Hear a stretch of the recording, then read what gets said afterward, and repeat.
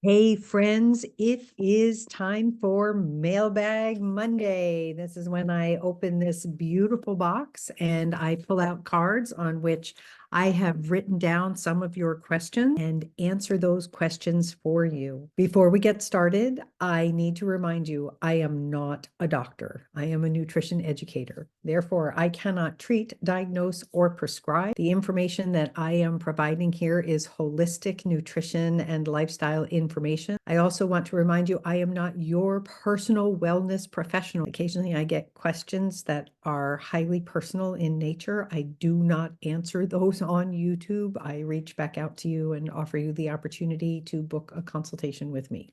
So please don't send personal questions. We don't want to go into that here.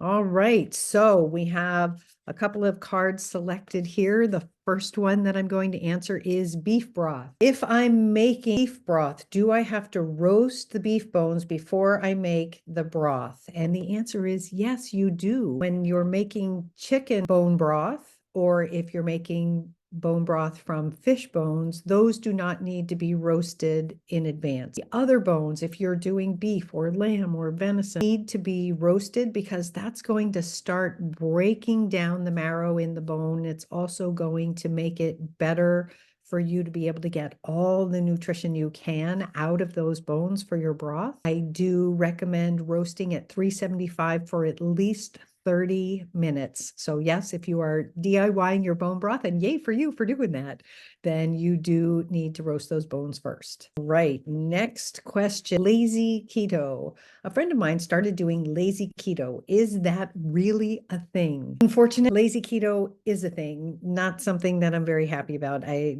don't think it's a great option. Keto, or a ketogenic diet, is where you have to very carefully balance so that your macro intake is such that you put your body into ketosis. And a number of people are able to lose weight doing that. However, there are some people who don't want to keep track of everything. They don't want to make sure that they're balancing the way that they need to.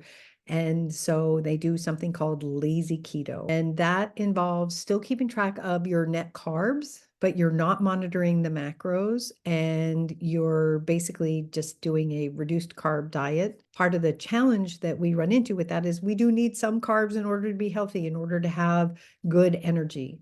There are benefits to a ketogenic diet. However, they tend to be best for people who fit certain dietary protocols. I am not really a big fan of keto in general. It tends to be a very high fat diet. And for people who don't metabolize fat well, or people who don't have a gallbladder, it's not really a great choice. The other thing, since we're mentioning lazy keto, I will mention this as well. There is something called dirty keto, and that is anything that fits the macro profile for keto, that you're still able to put your body into ketosis. For example, you could go to insert name of fast food restaurant here and buy a burger and simply throw away the bun and eat the burger and technically be following dirty keto. Not a fan of that whole philosophy. So yes, lazy keto is a thing, not really a fan. Dirty keto, also a thing, not really a fan there either. All right. And then the last question that we have for today is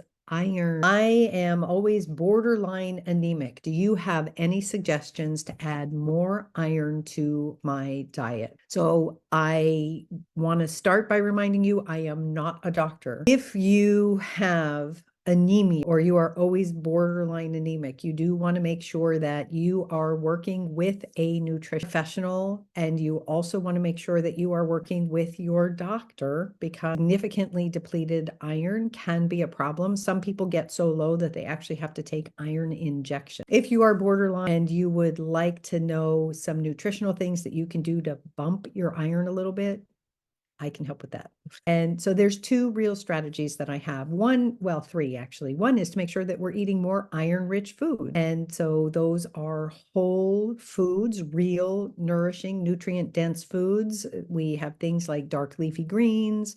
We have legumes. Those are all really good sources of iron. Liver is a great source of iron, so adding that would be a good choice. When you're eating iron-rich foods, second option, always make sure that you're having it with some form of vitamin C, because when you have the two together, it helps your body to be able to more readily absorb or utilize the iron.